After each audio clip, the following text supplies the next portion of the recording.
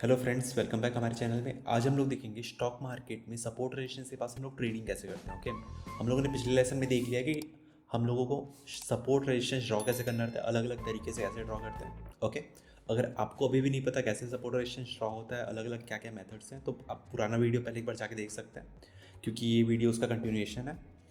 तो अगर हमारे पास ऑलरेडी लेवल्स हैं, सपोर्ट जहाँ पे है, रेजिस्टेंस जहाँ पे है, तो अब वहाँ पे हम लोग को ट्रेड कैसे एग्जीक्यूट करना है, टारगेट कैसे रखना है, और मोस्ट इंपॉर्टेंटली कि स्टॉप लॉस हमारा कहाँ रहेगा, मतलब हम लोग को कहाँ पे पता चलेगा कि हमें अपना ट्रेड एग्जिट करना है।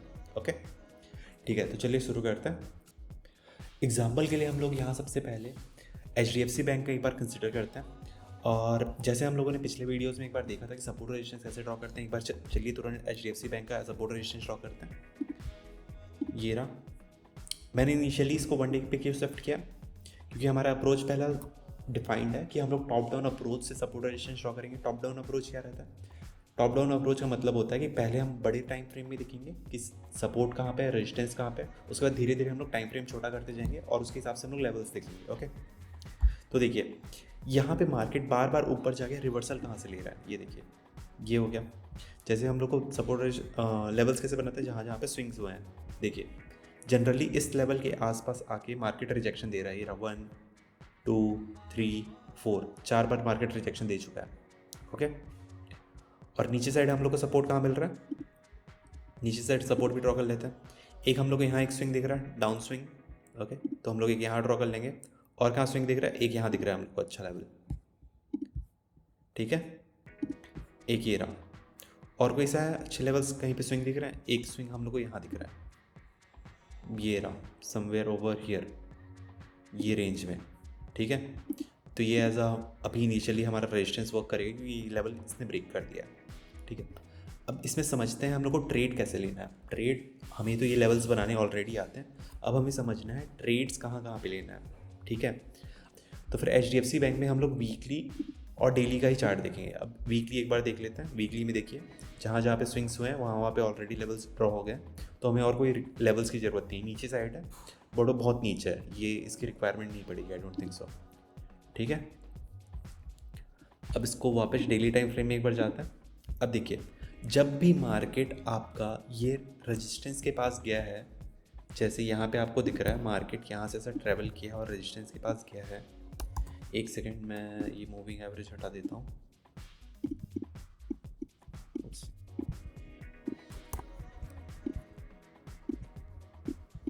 रेजिस्टेंस को मैं रेड मार्क कर रहा हूँ। ओके,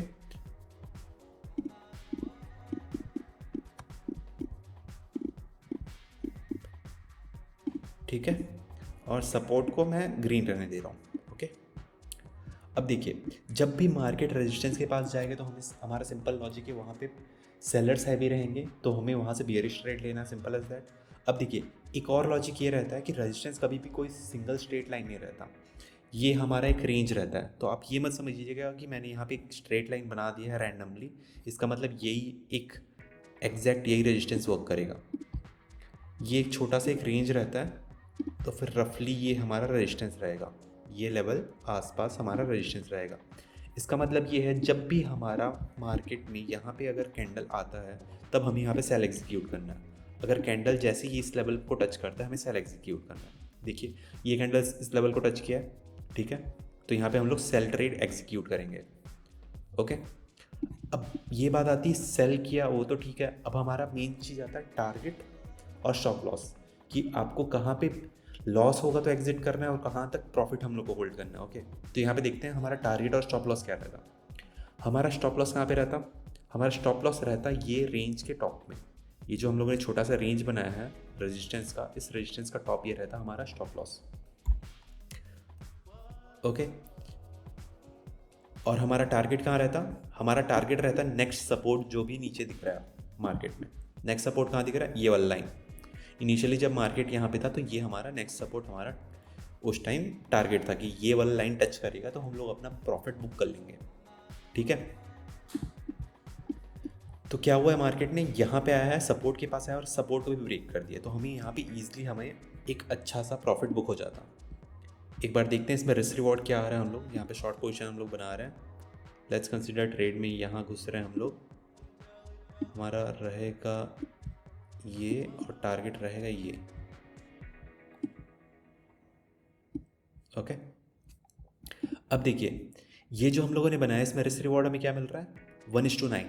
इसका मतलब क्या है कि अगर मैं 1 रुपये गंवाने के लिए बैठा हूँ, मतलब 9 रुपये मैं कमाने के लिए भी बैठा हूँ, 9 रुपये मैं फेवर में जा सकता हूँ, वरना 1 रुपीज़ में लॉस करके मैं निकल जाऊँगा ट्रेड से। ठीक है, ठीक है। तो जिस तरह से ये मार्केट यहाँ पे आया है, तो हम लोग को वहाँ पे अपना ट्रेड एग्जीक्यूट करना था सेल का, और हम लोग यहाँ पे ठीक ठाक प्रॉफिट लेके निकल रहे हैं। अब एक और चीज़ देखते हैं, ये देखिए सपोर्ट के पास जब मार्केट वापस आएगा, जैसे अभी क्या डेट चल रहा है, अभी डेट है 18 जनवरी 2024। अब देखिए HDFC बैंक में सडन अभी क्रैश आया है बहुत बड़ा। अब मैं एक्सपेक्ट कर रहा हूँ HDFC बैंक जब इस रेंज में आएगा, आप लोग ये लाइव मार्केट में भी ट्रैक कर सकते हैं, छोटा सा आप यहाँ पे रेंज बना लीजिए, रफ एस्टिमेटेड रेंज। अब HDFC बैंक जब भी इस रेंज में आएगा, मैं ट्राई करूँगा बुलिश रहने का। ओके, अगर ये थोड़ा सा और नीचे आएगा, अभी है 18 जनवरी 2024, मे बी कल 19 या फिर 20 में मार्केट और नीचे आएगा, करेक्ट होगा, तो मैं यहाँ पे HDFC बैंक में लॉन्ग टर्म के लिए मैं बुलिश रहने का प्रेफर कर सकता हूँ, क्योंकि मार्केट बहुत करेक्ट हो चुका है। ओके, या फिर अगर ये दोबारा और ब्रेकआउट देता है इसके नीचे, इस लेवल के अगर नीचे जाता है, तो मैं ईजिली मैं अपना लॉस बुक करके एग्जिट कर जाऊंगा ट्रेड से। बट अभी के लिए सिनेरियो ये है कि मेरे पास यहाँ पे बाइंग अपॉर्चुनिटी आने वाला है HDFC बैंक में, और मेरा टारगेट क्या रहेगा HDFC बैंक में नेक्स्ट टाइम,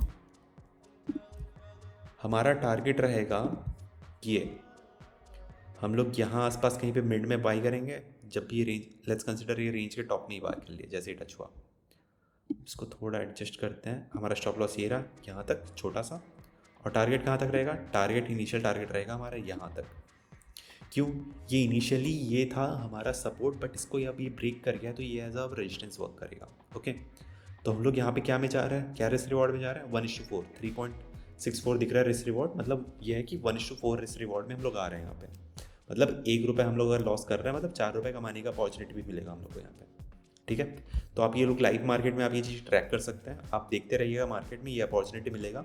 होपफुली आप लोग भी अगर ट्रेड लेना चाहें तो ये ले सकते हैं। रिस्क रिवॉर्ड तो क्लियर दिख रहा है यहाँ पे, आराम से अच्छे रिस्क रिवॉर्ड्स भी मिल रहा है। और देखिए ट्रेडिंग के कुछ सिंपल रूल्स रहते हैं जो मैं फॉलो करता हूँ। आप साइकोलॉजी पर्सन टू पर्सन सबके रूल्स डिफर करते हैं। अब मेरा रोल ये रहता है कि मैं सिर्फ 1:1 रिस्क रिवॉर्ड वाले, मिनिमम 1:1 रिस्क रिवॉर्ड जब तक नहीं रहता तब तक मैं ट्रेड में एंटर नहीं करता। इसका मतलब क्या है, जब तक मेरे को 1:1 से बेटर नहीं मिलेगा तब मैं ट्रेड करूंगा। अगर 1:1 से ख़राब मिला तो मैं ट्राई करूंगा वो ट्रेड अवॉइड करने का, क्योंकि trading is a probability game, it's not a certainty game. Okay, कि आप सर्टेन नहीं हो सकते कि ऐसे ही मूव होने वाला है। प्रोबेबिलिटी है कि यहाँ से करेक्ट हो सकता है, 80 to 60 70 80% प्रोबेबिलिटी यहाँ से करेक्ट हो सकता है, 20 30 40% प्रोबेबिलिटी यहाँ से ब्रेकआउट हो सकता है। ओके, तो हम लोग यहाँ पे कोई भी सर्टेनिटी के साथ नहीं बोल रहे हैं कि ये ऊपर ही चला जाएगा, बट प्रोबेबिलिटी है कि ऊपर जाएगा, इसलिए हम लोग यहाँ पे बुलिश ट्रेड। अब देखिए आप भी इस तरह से ट्रेड ले सकते हैं, और मैं आपको अपने रूल्स एक बार बता देता हूँ, मैं जो रूल्स फॉलो करता हूँ, तो आप भी ये रूल्स आप आगे जाके आप फॉलो कर सकते हैं। पहला रूल सिंपल है, रिस्क रिवॉर्ड 1:1 से बेटर रहे तभी ट्रेड लो। Second rule, long term time frame में अगर आप इक्विटी में ट्रेड कर रहे हैं तो सिर्फ लॉन्ग टर्म में ट्रेड कीजिए, second rule. Third rule is, अगर आप फ्यूचर एंड ऑप्शंस में ट्रेड कर रहे हैं, अभी हम लोग आने वाले लेक्चर्स में उसका हम लोग और प्रॉपर अच्छे से बताने वाले हैं कि फ्यूचर एंड ऑप्शन में ट्रेडिंग कैसे होता है, कैसे करना है, बट फ्यूचर एंड ऑप्शन का भी आप सुन लीजिए। फ्यूचर एंड ऑप्शन में हम लोग सिर्फ शॉर्ट टर्म टाइम फ्रेम में ही ट्रेड करेंगे। ठीक है, और चौथा रूल क्या है, जिस स्टॉक में लिक्विडिटी नहीं है उसमें हम लोग ट्रेड नहीं करेंगे, अवॉइड करेंगे। ठीक है, ये 4 सिंपल रूल्स लेके आप जा सकते हैं मार्केट में और ट्रेड कर सकते हैं। आपको लेवल्स ऑलरेडी पता है, ट्रेड कैसे एग्जीक्यूट करना पता है, कहाँ पे सपोर्ट लगाना है, कहाँ पे रेजिस्टेंस लगाना है, और कहाँ पे टारगेट सेट करना है। ठीक है, टारगेट भी हमारा सपोर्ट रेजिस्टेंस पे रहेगा, सपोर्ट या रेजिस्टेंस हमारा टारगेट रहेगा, हमारा एंट्री पॉइंट भी सपोर्ट या रेजिस्टेंस ही रहेगा। हम लोग कभी भी ऐसा ट्राई नहीं करेंगे कि मार्केट के बीच में एंट्री मार रहे हैं। जैसे अगर हम लोग यहाँ पे देखिए, अब कोई बोल रहा होगा यहाँ पे देखो छोटा स्विंग मिला है, यहाँ पे मैं एंट्री ले सकता था। ठीक है, आप मार्केट कभी भी टॉप या बॉटम नहीं पकड़ सकते कभी भी। ओके, तो आपके पास से अपॉर्चुनिटी जाएगा, बट जो हमारे ट्रेड रूल्स के हिसाब से जो अपॉर्चुनिटी बनेगा सिर्फ हम लोग वही ट्रेड लेने वाले हैं। ठीक है, तो इसका मतलब ये नहीं कि यहाँ पे हम लोगों को भी ट्रेड लेना है, यहाँ पे भी ट्रेड लेना है, यहाँ पे भी ट्रेड लेना है। हम लोग ट्रेड वहीं पे लेंगे जब मार्केट उसके सपोर्ट और रेजिस्टेंस के पास जाएगा। मार्केट में बहुत सारे स्टॉक्स ऑलरेडी हैं, 6000 प्लस स्टॉक्स हैं मार्केट में। ओके, तो आपको ऐसा नहीं है कि HDFC बैंक में महीने भर से आपको कुछ ट्रेड नहीं मिला, आपको कई सारे अलग अलग स्टॉक्स में ट्रेड्स मिल जाएंगे। तो आप जाइए वहाँ पे ट्राई कीजिए, और ये चीज़ आप एक बार बैक टेस्ट करके देखिए कन्विक्शन के लिए। आपको भी एक कन्विक्शन आ जाएगा कि आपको ट्रेड लेना आ रहा है कि नहीं आ रहा है। अगर आपको अभी भी नहीं समझ आ रहा है तो आप मेरे को कमेंट सेक्शन में पूछ सकते हैं, हम लोग ये सारे डाउट्स क्लियर कर देंगे। जो भी आपके डाउट्स हैं हम लोग क्लियर कर देंगे। ओके, तो इस लेक्चर में बस इतना ही। Thank you so much for watching, मिलते हैं नेक्स्ट वीडियो में।